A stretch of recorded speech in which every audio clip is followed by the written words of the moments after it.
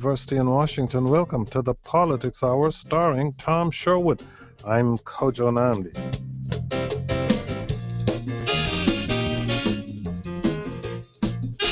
Tom Sherwood is our resident analyst. He's an NBC4 reporter and a columnist for the current newspapers. Tom Sherwood, welcome. Good afternoon. And joining us this hour later will be Jay Fazette, the chairman of the Arlington County Board. He's a Democrat, and as you may have heard, there is a bit of a controversy over the proposed streetcar there. He joins us to talk about that and other issues right now in studio with us as we bring you this live video stream. If you go to our website, kojoshow.org, you can see us and her. You won't want to look at us, just look at her. Muriel Bowser is the Democratic nominee for mayor of the District of Columbia. She's a member of the D.C. Council who represents Ward 4 and chairs the Committee on Economic Development. Councilmember Bowser, welcome. Thank you, Kojo. Thank you for having me. Tom, it seems every week we start off with the same issue, but I'll do it again this week. It's a lawmaker from Kentucky, a Republican by the name of Thomas Massie. He has introduced an amendment that would prevent the use of D.C. city funds to enforce virtually all the local gun laws, meaning police and city officials could enforce only federal firearms laws. The city is known to have some of the tightest gun control laws in the nation, but here we go again, Tom Sherwood. Well, you know, they don't have enough to do in Congress. Since they're not doing anything on the federal budget, they might as well sit down and take sniper shots at us. It's every week, week after week after week.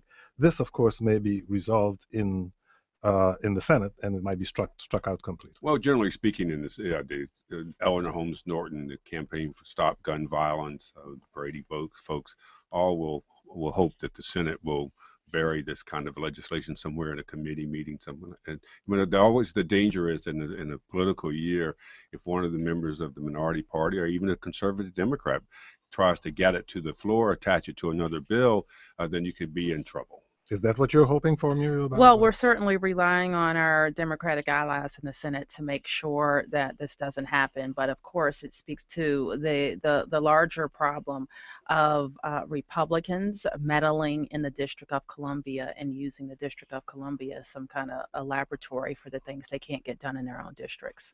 If you have questions, Tom Sherwood, I interrupted you. Well, I have questions. I like doing that, actually, but... You want to give the number first? 800-433-8850. If you have questions or comments for Councilmember Bowser, you can also send us email to kojo@wamu.org. Go to our website, ask a question or make a comment there. You can also watch the live video stream at kojoshow.org. Some of the folks at DC Vote are very glad that you've spoken up for the city, but they're also a little nervous that you had a get-together with Steny Hoyer. Is that right? Now, who was it? One on the Hill? Was it? No, absolutely. And with some of the leadership and met some of the leaders, and they want to make sure that you still stay tough with them and not get too friendly with them. Well, I don't think anybody would argue with a leader in the District of Columbia, certainly someone who's in a position to be elected, the next mayor of the District of Columbia, making sure that we know our regional delegation, and that's certainly what I intend to do to maintain relationships with members of Congress from Maryland, Virginia, and the district. You had mentioned in a public meeting in Ward 3 on the issue of statehood and voting rights for the District of Columbia, that on a bill that was introduced in the Senate, that you will be meeting with senators in order to try to get that bill to come to the floor of the U.S. Senate. Have you had any such meetings yet? I think what we told Mark Plotkin, I think who put that question to us out in the Ward 3 Democrat. That name is that we would encourage the senator whose committee it was in to hold a hearing, and I think he's agreed to do that. Earlier this week, moving to another issue, you called on the city's Inspector General to investigate the situation at Park Southern Apartments, an affordable housing complex in southeast D.C. that, by most accounts, has fallen into disrepair, and it's owned by a nonprofit corporation that's struggling to account for its financial dealings. The president of that nonprofit is politically active. She supported you in the Democratic primary for mayor, switching her support from Vincent Gray. It's been clear the situation at Park Southern has been of concern for months. Why are you calling for an investigation now? There is a sense that were stories about Park Southern not published in the Washington Post this week, you would not be calling for this investigation. Well, the issues at Park Southern have been problematic for decades, and so it's something that we in the city and many people prior to now, mayors and council members have been aware of an affordable housing complex in Ward 8 that was really constructed for the sole purpose of people who are very have lower incomes in the District of Columbia, but incomes too high to be subsidized elsewhere to have a place to live. And certainly, when I was made aware of the government's involvement in Park Southern, I did what I do with all problems that come to me, be they housing or some other constituent issues, is call all the people to the table, and that's what we did. Who did? Well, I'll actually be. I happened to just be there the day you had that meeting in your office. 'Cause I was there to ask you about something else. Finest, and the person I want to focus on is as much as Finest Jones. We should say Finest Jones is the former property manager at Park Southern, and gave you money for your campaign and volunteered for you. His name was listed as a host on fundraisers for you. I'm sorry. Yes, and he's on the fundraiser for your July 31st birthday party. Absolutely, and he joined 523 Washingtonians. I'm still going through the list. To do that. Here, people who've talked to me about this, some of them are your opponents, as you would guess. Others have, some of them are the tenants. The tenants have filed suit against this horrific management there.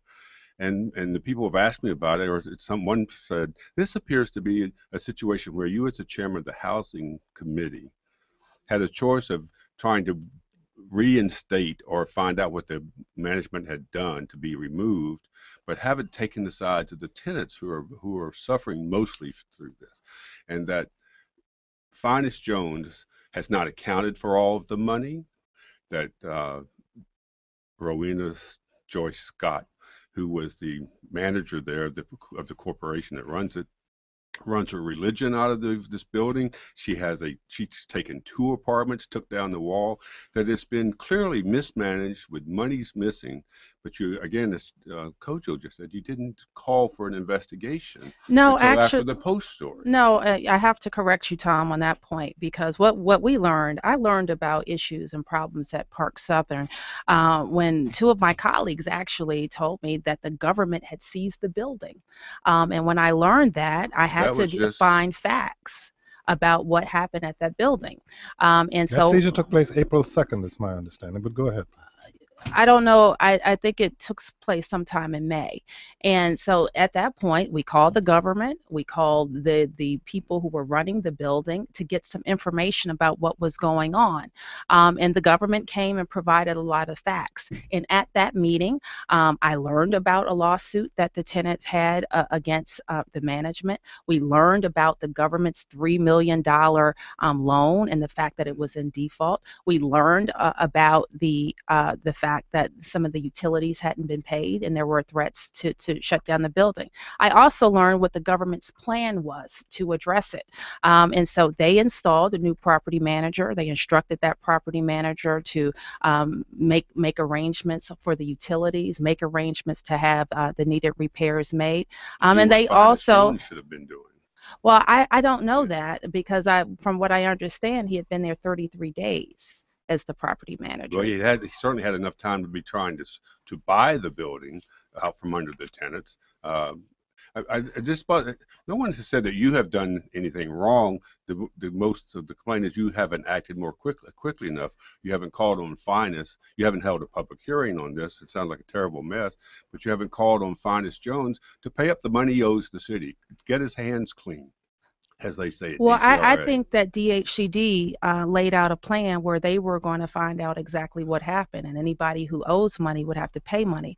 But with the cleanest way to make sure that we have all the answers is to do what I've done and have the Inspector General, who is independent from the executive and independent from the council, who's armed with investigators and auditors to get to the bottom of that case. But Why not? But as a chairman of the committee, though, on housing, you have the authority to hold a hearing on this in tandem with whatever other investigations, criminal, administrative, or otherwise. I remember Mary Che. But that's not how to get to the bottom of the issue, Tom. Well, how about because in fact, and this is what has been my experience, whether we deal with an issue in Ward 4 like Randolph Towers or the Eastern and Juniper apartments, and all of these discussions I've had with DHCD, mind you, and we've all had them by bringing the government, the tenants, the property management in some cases, developers who are working in those buildings around the table. But as mayor, if you get elected mayor, you cannot have those kind of elongated, lengthy, fact-finding missions. You're going to be the executive who has to make decisions. And the executive, Tom, had a plan that I was comfortable with, that they presented me with at that meeting. And that plan was to get a property manager in place. And they also indicated that there were investigations of a criminal nature going on at the time. I guess that's why I think you ought to hold a hearing to get the administrative side of it. I think what we need to do, are in the rat-infested conditions. I think what we need to do is have a clean investigation that with these allegations that are out there, what the tenants and all the taxpayers need to recognize is that there are no politics involved. And let's face it, there are a lot of politics involved. Yeah. And so let the politicians step back and let the professional investigators get to the bottom of it. Can I just finish at that one point, please? Okay. Mary, in the midst of the Mayor Gray, he called for Mayor Gray to resign because of the distractions of his investigation. Mary Che called a hearing on Suleiman Brown, who had created all of this mess, and had a very thorough hearing about that and put out a report. I hesitate to mention David Catania's name because he's the guy running against you for mayor, and he wants to make sure people hear about this story. But, at the United Medical Center, which is right down the street from this Park Southern apartment complex, whether you like what he did or didn't, he was all over that hospital holding hearings and trying to find out where the money was going, who was doing what. Yes, let's find out where the money went. That's a good question. Okay. I mean, if you ever get to the bottom of that question, where $70 million went at that hospital, because I think a lot of people would like to know. But Finest Jones you still accept his support for you as mayor? I mean, why not? As I told the mayor in his own, why don't you call him up and say, I want you to fix this. If you're going to support me for mayor, I want clean hands in this, and don't play along. He went to the Post and gave out some numbers. Well, Tom, what I understand actually is that he has supplied information. But what I won't do, and I want everybody out there listening to know, is that I won't interfere with the Inspector General's investigation. But you don't have to interfere with it. You can have an administrative hearing. Just as the IRS is not interfering with the IG investigation, the Attorney General of the city. Do you not think that the Inspector General is going to be able to use its investigators and auditors to get to the bottom of those questions? Well, you have subpoena and do you power. Not think it is more appropriate, given that you've alleged that I'm unbiased in my review of Mr. Jones, that you have an independent, okay, maybe not you, but certainly you're speaking for my opponents, in saying that an independent investigative body should do the investigation. I don't know how anybody could argue I'm not with speaking that. for any of the opponents here. I'm simply speaking. Okay, my apologies. That's okay. I'm just speaking I went to see the tenants. And I'm simply speaking for myself here. Allow me to interrupt for a second on the issue. Show, Kojo. Go ahead. On the issue of a public hearing, because the Post reported that a housing official in the Gray administration suggested you hold a public hearing into Park Southern, putting officials there under oath as well as that public official. Now, obviously, you have called for the Inspector General to investigate, but a public hearing suggests a level of transparency because the public is interested in what is going on here, and the public may never know what all the Inspector General investigates or may do. The public, it seems to me, and especially the tenants who live in that building, need to have something aired publicly and transparently about what's going on. Why not have that hearing? The Inspector General most certainly is going to provide a public report of her findings. That is absolutely the case. And let me just step back for a second, Kojo, to your question about first of all, the Department of Housing and Community Development. They suggested that we have a meeting at the time that I was asking them for a briefing about what was happening, and then we agreed that they would come in and brief me on exactly what was happening. So the purpose of their request was to give me information so that I would have the facts to proceed. I got all of that information in the meeting that we held. Did you invite the lawyer for the tenants who are suing because they're being treated so badly there? Did you invite Laura Buckner, I think is her name? I did not, because at that time I wasn't aware of the lawsuit. The government attorney came to the meeting that I held, and she was a wealth of information, and I think she probably has the most information about this building of anyone in the government, and she at that time provided a copy of the lawsuit. I just think this is the politics. And to your point, point, I think there could have been certainly the tenants representative, but at the time I thought that Ms. Scott was the tenants representative. But also missing from that meeting was the management agency that the government had appointed.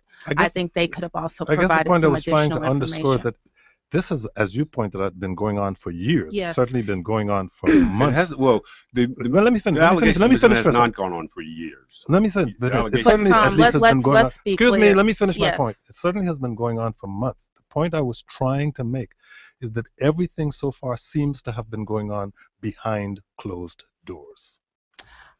Yes, including meetings that the Department of Housing and Community Development had with the property managers and with the current property manager, the former property manager, and the current nonprofit association. So all of those meetings happen, and that's not unusual. What would have been unusual, in fact, was for me to hold a hearing about finances of a single building. I can't recall one time that I've done that. When I talk about economic development projects, I have 8 or 9 projects on the agenda to review. When we have our annual review, we're talking about issues that affect affordable housing across the spectrum.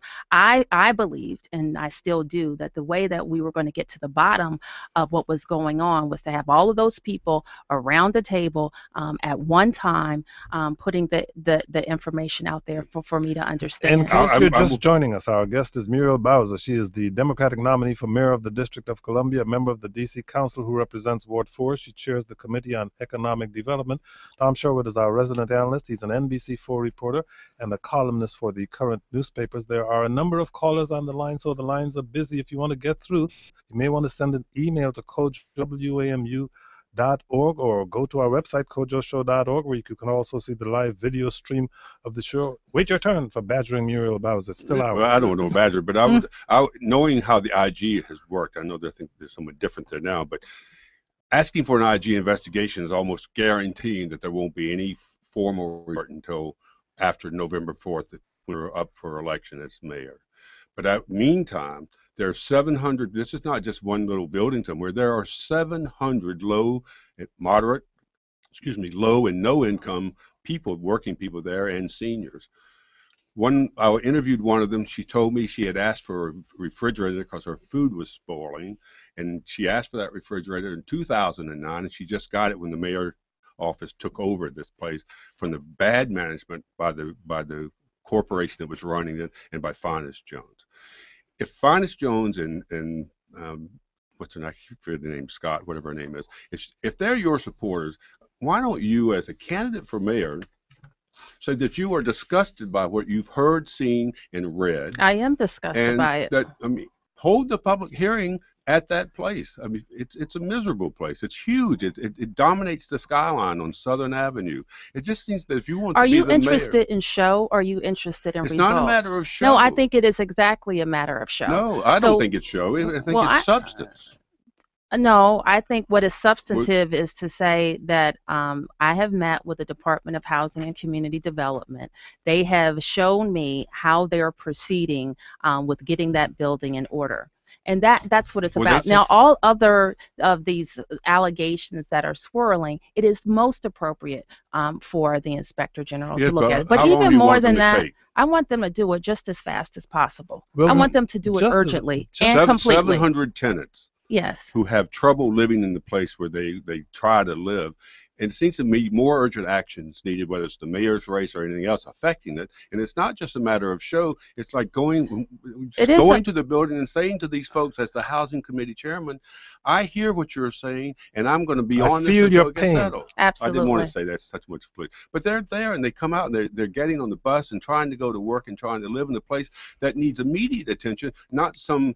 And is it not getting immediate attention from the new project manager? Because I don't think you're right, Tom. And more than that, hold up, but hold up, Tom. And more than that, we're talking about $20 million worth of repairs this building has been, it begs the question of I'm why talking, did the government give that $3 million loan in 2006 without also giving the loan that would well, take for the building to be in good I repair? think for So your mayor's race, those are the big issues. this But is more than this, that, don't be lost on this point, that we need to be talking about how we're preserving these units across the I know, but city. I'm talking about this place, and as you as the candidate for mayor, you are being seen as someone who is kind of dragging this out as opposed to taking executive action. Executive action happened back in May. I'm What talking you're about what talking, no, you're doing. I don't mean the executive executive, mean the action mayor. I mean, happened in May. you're And running so for what more than a you're convener. talking You're about running to Well, be is well, a one mayor. at a time, show. please. An Okay. executive action has already Right, occurred. but you're running to be mayor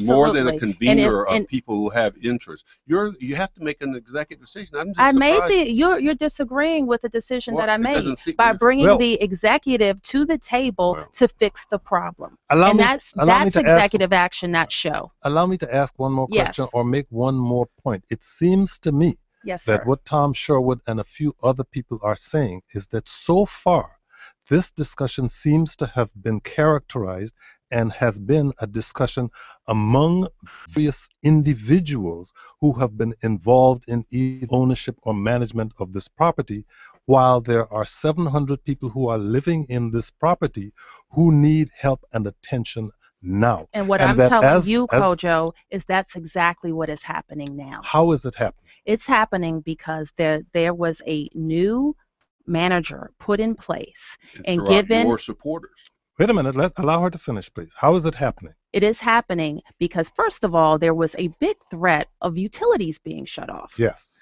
And so they have been able to negotiate agreements, as I understand, to make sure that those payments are going to be made and that the repairs, the immediate repairs, need to be done. And let me just turn to Tom's point.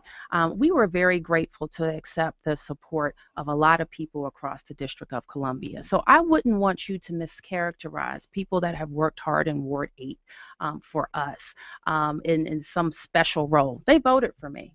We had somebody, host an event for me. So that doesn't make me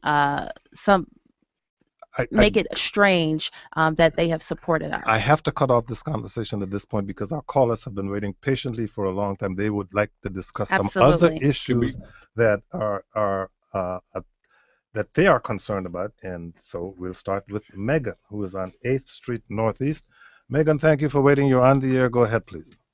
Thank you. Yeah, to move off of housing a little bit. I was unemployed earlier this year, and I had a really hard time getting in touch with claim services to get things like unemployment insurance. So I wanted to know, Councilwoman, do you have a plan to improve city services like unemployment insurance and other services? Megan, you were saying you had trouble accessing your insurance? Unemployment insurance. Oh, unemployment insurance. And certainly we've heard across the city about some concerns. I was just leaving Ward 8 actually this morning, where a number of residents told me that they were having difficulty accessing a number of the human services programs. And I think part of our issues are making sure that all of our government employees understand that customer service is first, and that there's a level of respect with our employees. I'm not completely sure about what barrier you encountered, and I don't know if it was about customer service and feedback and response, or if there was some structural issue you encountered. Okay, but is there a way that and I'm afraid that caller has dropped off. Is there a number you would recommend for that caller to call, or some other way she might be able to find some form of assistance? No, absolutely. I would ask her to call my council office. Okay, here's Nathalie in Calorama in Adams Morgan. Nathalie, you're on the air. Go ahead, please. Thank you, Kojo. Ms. Bowser, assuming you agree with me that an informed citizenry is paramount to our democracy, why then do you not engage your worthy opponents? Not doing so concerns me. Why are you not engaging? She means forums. I know, she means debates, forums. Why are you not engaging the other candidates for mayor? Oh, I absolutely will, and I look forward to it. Just as soon, and we're going to debate and have forums with everybody who qualifies, like I have, for the ballot. Well, but that doesn't happen until September, I guess, when the ballot's formal. There's a lot of people interested now. I got just an email yesterday from somebody that are talking about the Georgetown Citizens Association, who said they've contacted your campaign about scheduling a forum, didn't put a date on, they've gotten no response. And then there are other people, for political reasons that you and I have discussed, who try to drag you into something. But why not have some forums, just one a month until September, just so people can see who's doing what with whom in the campaign? No, absolutely, Tom. We're People are out. accusing you, and like this woman suggested, some are accusing you of saying that You're ducking. afraid to duck. And I know I've seen the tough part of you. I might raise it here today if I keep talking, but I've seen you be tough in I'm not tough. forums. Listen, let me tell you something, But Tom. why wait till September? This is my I've been in 4 elections in the last 7 years. I venture to say I have been in more debates than anybody in recent mayoral forums. And I am looking forward to it. We went through a 13-month primary where I defeated a sitting mayor and 3 council members, who are very good at debates. And I got very good feedback on all the debates we participated in. So I have no fear of debates. But I do think it's appropriate that the people who make the ballot are the ones who are invited to all of the debates, and then we'll have at it. I also think it's important that we have debates when the citizenry is engaged and ready. And we know Washington in the summer is not really people aren't that focused on elections. Hey, we're ready. Here's Ali. I am. That's what I'm saying. We're ready. Here's Ali in Ward 2 in Foggy Bottom. Ali, you're on the air. Go ahead, please. Hi, Councilwoman Bowser. I had a quick question for you. I know you wrote the ethics bill that passed in 2011. How do you think it's been working so far? And I guess going off that, what more can you do as mayor to improve the culture of DC government? I do think it's working. And as you know, with that law, we created the Board of Ethics and Government Accountability. What we have seen with that board is that their willingness to investigate quickly, report out, and make recommendations. And already they've made recommendations on sitting members of the council. More than that, they've been actively involved in training, and they are in a position for all of our 30,000 government employees to go to them for advice, because largely I think employees want to do the right thing, and if they're guided in that way, they'll be fine. That board also created the Open Government Office, which is important for people being able to access government records. Next, I think we need to tackle how we do procurements in the district and get more politics out of the procurement process. But this Park Southern issue raises the issue once again of individuals who are doing business with the city or seeking to do business with the city and are at the same time making significant campaign contributions or being involved in campaigns. What do you think should be done about that? Tom feels that there just needs to be more transparency. I agree, and I think that the reason why you can ask me questions about contributors is because we put all of that information out in the public forum, and people can ask questions and make judgments that way. And let's remember, we have pretty significant campaign finance rules and restrictions in the District of Columbia. There are limits, there are reports that are required very often in the district, and so that's important to me as well. I'm not worried about the aspects of reporting. No one's accusing you. Certainly, no one I know of is accusing you of doing anything wrong in your reporting. In fact, you've gotten a lot of money, and you seem to have reported it very well. But again, it goes back to Finest Jones, whose 6 or 7 companies gave you $20,000 out of nearly more than $1 million you've raised. It's not a lot of money, but where in this Park Southern thing, one more, where have you taken an interest in what the tenants are doing, other than having that one person who's actually one of the perpetrators of this whole controversy? Well, I will tell you, I had a meeting at the building with Yes. the tenants, and I Is that have the one to that's tell you, with the tenant representative, Ms. Scott? with tenants, probably 100 people. Was that from the tenant council or whatever it's called? I don't know what the names were, but I was I'm told there. they Now didn't have a fair I election. was there at night, and I wasn't there for a long time, or did I take a tour of the building? Oh, But I right. have to tell you, those issues at the time Okay. weren't raised by the tenants. Do you think this is your campaign? No, I think that we have stayed focused on our campaign just like we do every day. We're going out, on the phone all day. I'm in community meetings all day. And this is not what residents of the District of Columbia are talking about. I have to Let tell me you. get one more in for you. Malika in Northwest DC. Malika, you're on the air. Go ahead, please. Hi, Councilmember Bowser. Good morning. Good afternoon. Good morning. I bought a house in your district in Ward 4 in Crestwood, 16th Street Heights neighborhood, because my kids would have by right access to some of the best performing schools in the city, specifically Dale and Wilson. And I'm very concerned that the deputy mayor's newest school boundary realignment and undoes all of those expectations, including disregarding, a lot of the alignment at schools which formerly fed into Dale and Wilson. I know many families have now discussed moving from the public school system totally or relocating from DC. And I was just interested on your position. Well, I think I've said repeatedly and very stridently that I think one very important aspect of any school boundary reform suggestion or proposal would have to take this principle that's very important to me into heart, that the boundary should not draw a line down Rock Creek Park or certainly down the middle of the Anacostia River. And unfortunately, I think the proposal that continues to be on the table, which is better than the first, continues to do that. So my position is that cross park boundary that exists currently be maintained. Well, your opponent, David Catania, has said we need to press the pause button on this. Let's don't make a boundary change for this coming school year, 2015-16. We need to do something and get this all fixed up. And then you've also said let's not rush into this. Right. You might be surprised that we agree. Well, parents across the city are very nervous about all of this, and everywhere I go, they say we don't know what's coming next. We just know they're going to change it. Right, and it is one of the biggest concerns that we hear. In my very first meeting with the mayor after the primary, that was among my first requests, not to rush this process through. Let's get it right. There will be changes. We know there need to be changes, but there's no sense in rushing it through now. We think the capacity of the current boundary, there's time to get the decision right. Muriel Bowser, she is the Democratic nominee for mayor of the District of Columbia. She's a member of the D.C. Council who represents Ward 4.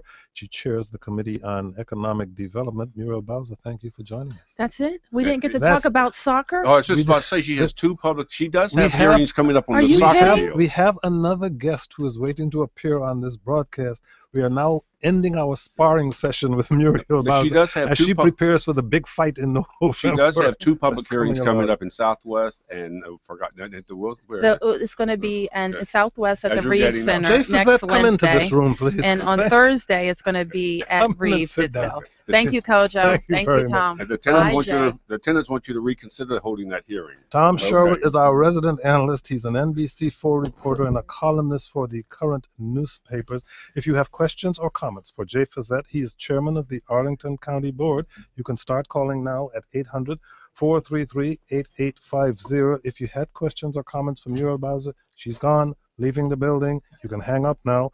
800-433-8850 if you have questions for Jay Fazette. Jay Fazette, thank you so much for joining us. Nice to be here. Thanks, Kojo. If you're talking to them. All right. Before we get started with Jay Fazette, because he's going to be talking about streetcars, the council voted 12-1 in the District of Columbia to override Mayor Vincent Gray's veto. And one of the reasons why he vetoed that legislation is that he wanted to keep funding intact for a streetcar network, among other things, in the District of Columbia. Does the overriding of the veto, in a way, either limit or curtail plans for streetcar expansion in the district? Well, the mayor's worried that it's going to hurt the long-term planning and the speed at which the city gets its 37-mile streetcar system. But what happened is the mayor lame duck. He became a lame duck on April the 1st. The council has moved on, and they're telling him, some of them privately, that we're going to be running things basically from here. You're a lame duck. And he's been told, look, just focus on the soccer stadium deal. Get that done. That'll be a nice cap to your time in office. Okay. No expansion for the time being of the streetcar system. No, they have $400 million as opposed to $800 million. But as several people said, the Department of Transportation can't spend the money it's got. So it can happen on down the road. Jay Fazette, if there's a single issue that's dominating county-level politics in Arlington right now, it's the county's plan for streetcars. A Republican turned independent won a special election earlier this year almost solely on the streetcar issue. He and others have pushed for the streetcar project to be put before voters in the fall in a referendum, an idea that the board has rejected. Why do you feel it is so necessary to continue moving forward and to do so without a referendum? Yeah, and by the way, in the district with the council chair, I think it's great that every time he talks about it, he still supports streetcars. Yes. It's, let's not lose that. And in Arlington, it is a topic of conversation, despite the fact that we made these decisions initially back in 2006 and have reaffirmed them in the last year or two. There has been a serious effort, well done, to derail the streetcar. And we thought about it. Who and why? The truth is, I think it's some people who are not involved in the past have. There's a mood out there in the larger community as well, and they were not involved in the decisions, and they have questions about the money and questions about the transit system itself. I've stopped back, looked at clearly that special election and other things and people that you talk to. We need to do a better job of educating people, helping engage people. I am convinced that it is the right system for that 7.5-mile stretch from Skyline and Fairfax to Crystal City and all along Columbia Pike, both to move the people, for the environment, for the people that are going to come. 65% of the growth in population in the county in the next 30 years is planned along that 7.5-mile stretch. You're talking like $600 million now. We all know that those numbers never stay the same, and they rarely, if ever, go down. Some people said a rapid bus service, since the streetcar will not have a dedicated lane and it will share it with cyclists and cars and pedestrians who foolishly walk out into the street. Why not do a rapid bus system where you don't have all the infrastructure costs that you're going to incur for cars? Well, a bus rapid transit is a fine thing in some places. Bus rapid transit is not feasible in Columbia Pike. It just don't work. A bus rapid transit, by definition, means at least half or more of that stretch is in a dedicated lane, and we do not have that option along Columbia Pike. But are you concerned? Some people are concerned here in the city over on 8th Street, for example. Commuters are not going to get on a transit device that stops at every block and just chunks down the road. They're just not going to do it. That streetcars, as one person said, they're cute, but they're not for commuters. Well, I don't necessarily agree with that. I think streetcar and what we found the other day is the state is a full partner in this. They came through just last week, the Secretary of Transportation in Virginia, with an additional $65 million for this project, which is their seal of approval, their full embrace and partnering in this. So yesterday at our CIP work session. What's a CIP? Good question. Every 2 years we do a capital plan, a 10 years out capital plan, and we've adopted, and we'll do it officially tomorrow, a funding plan for the streetcar that has no debt burden on the homeowner. Please stop pounding on the table. Sorry, no homeowner tax. Emphasizing his point. Muriel didn't pound on the table, so you can't either. I got to learn from Muriel. Yeah, we have a funding plan that leverages state money, regional money, which Governor McDonald effectively pulled through the legislature last year in Virginia. You don't really want to mention his name. Well, I just did. And the third one is the local commercial real estate assessment. There is no burden on the debt for homeowners in Arlington, so we really feel that that's an innovative way of making an investment that has an incredible return on that investment, as proven by the independent studies that have been done, 3 times or more than any enhanced bus system, and that's good for our economy. We're anticipating getting like 37,000 jobs when this all gets done. More people are going to be there, and you're saying that bikes, cars, and are not enough. And walking. Absolutely, that's part of our MO in Arlington. We have taken a community that was sort of a sleepy suburb 30 years ago, I think you will admit, and through smart, strategic transportation investments and technology and other things, we have added in 30 years 40 million square feet of office, 4 million square feet of retail, and 40,000 housing units. And traffic on arterial streets on most of them has gone down. That's because we're providing all those alternatives through bus, streetcar in the future, metro, walking, bike share, that give people an option in a mixed-use community. Jay Fazette is the chairman of the Arlington County Board. He joins the studio. He's a Democrat. If you have questions or call us at 433-8850. Speaking of the streetcar, here is Gideon in Washington, D.C. Gideon, you're on the air. Go ahead, please. Hey, Kojo, thank you for taking my call. You're welcome. Also, Tom Sherwood, thank you for asking serious questions to Muriel Bowser. Great job. Thank you. My question is, will adding more of these streetcars also add more bus routes to make Arlington more of an accessible place? Because I know growing up in D.C., going into Arlington was quite an endeavor before you needed to have a car. So will more bus routes be added to make like Arlington like definitely more commuter-friendly, accessible place? And will the streetcars take some of those major bus lines, take place as some of those major bus lines? Thank you. You know, we are always evaluating our bus system, our local ART system, the Metro bus system, and how it integrates with commuter rail, the VRE system in Crystal City, the streetcar in the future. All of these are a network of transit options in the county, and I am sure, since you were a kid, what it sounds like anyway, things have evolved significantly. Do you know that 40% of all the transit trips in the whole Commonwealth of Virginia start or end in Arlington? That reflects our commitment, and a great number of people don't have a car anymore. Is that because of the Pentagon? Oh, it's because of all the transit investments we've made. Metro being the hub, the center sort of spine of it, but we didn't have a local ART bus system just 20 years ago. That is now in place. You guys you've become a big urban place, and that's some people also. Is a 5-member board too small? It used to be kind of a sleepy little area for 5. Maybe you should have more board members. Well, I know one of our sister cities in France has 75, and that doesn't sound very appealing to me. We got a call from Marco who couldn't stay on the line, but he wants to know, has the board considered servicing the Columbia Pike corridor with Metro instead of a streetcar? That's a good question, and yes, we did. In fact, for those that don't know it, there is a bump out built into the Metro system under the Pentagon that was designed for a potential future Metro line down Columbia Pike. That's how everybody knew this was a corridor that was left out. So when we started that whole process of revitalizing and revisioning Columbia Pike, that was on the table, because we do land use planning and what we want the community to look like physically with transportation planning from the beginning. People were asked, do you want Metro? Do you want us to go in and fight for that over the next 20 years? And if we did that, we'd have had to invest in buildings that were 20 and 30 stories tall, like Roslyn and Ballston, to justify those billions of dollars of investment in transportation. And they didn't want it. They wanted a Main Street feel, 6 stories, 8 stories, 10 stories. That Main Street, we looked at the transportation, it correlates to a modern streetcar. That's what you need to move those people. John in Arlington, Virginia, with another suggestion. John, your turn.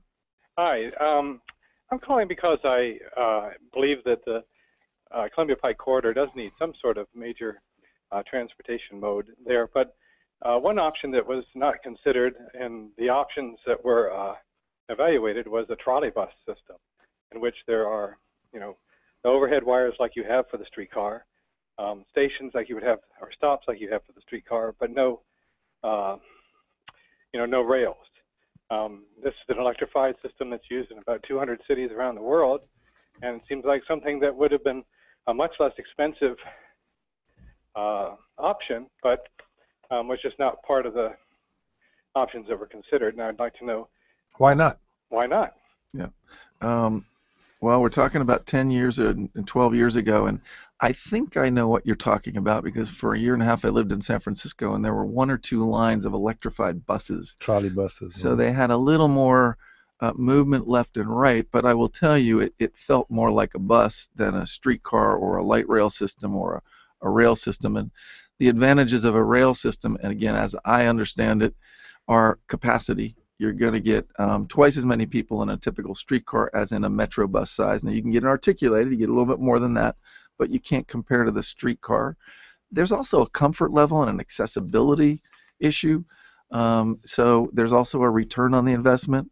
The independent analysis that was done clearly shows that when you put permanent fixed rail in the ground, just as DC has projected, you will get those property owners making very different level of investment in the community with fixed return for the whole community in the future.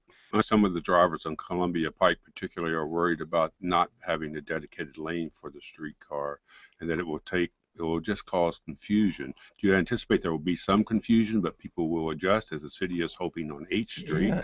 Or was, yeah, and we're all hoping that the system in DC works smoothly and seamlessly, but you know there are always going to be some glitches at the front end. And would I rather have a dedicated lane for either a bus in any situation or a rail system? Always. That's always the preferred option, and you try to do it if you can. The street widths along Columbia Pike in that stretch just do not allow for it. So and you're not ever interested in having 66 changed inside the Beltway around Arlington. And you brought that up the last time I bring was it up here. every time. That's the kind of thing he is. I'm astonished. I'm not on it myself because the I-66 is a fool's game to try to drive on that. But I'm astonished that there's so much traffic on I-66 and it dies at Arlington. Yeah, well, you know, the governor just announced something about doing some work with hot lanes, I believe, outside of the Beltway. Yeah. I'll visit there one day. Here is Cameron in Falls Church, Virginia. Cameron, you're on the air. Go ahead, please. Thank you. Thank you for having me. I think it's relevant for me to say that while I'm an active Republican, I am very supportive of what the representative is doing in Arlington. And I just recently actually bought a condo on the route in the Skyline area in anticipation of the streetcar. And I'm one of those, you know, who would never ride a bus if for no other reason. I could never figure out how to get where I need to go. And so I'm one of those who would certainly give up my car to ride a dedicated streetcar that I know where it's going, where it's picking me up from. And so, and I wonder, is there a way... You find bus lines too confusing for you? Oh, yeah. I mean, you know, I rode the bus for 1 month only in my life, like I think 2 years ago. And they just go all over the place. I would be intending to go one place, and it would go somewhere else. And so I went back to my car. That's the whole point. But allow me to have Jay for that response. Well, I think the interesting point here is that there is truly some increased ridership that will develop on the people that will choose a streetcar or a fixed rail over a bus. But I also point to the point, he said he's in Skyline, so that's Fairfax. This is a joint project with Fairfax, always has been. And if you look at Skyline, if you've been out there, those are tall buildings. And you know why they're tall? Because they anticipated Metro when they first designed it. Now they have redesigned all that area of the end of Fairfax bordering Arlington to receive the density that will come and the capacity carried by a streetcar.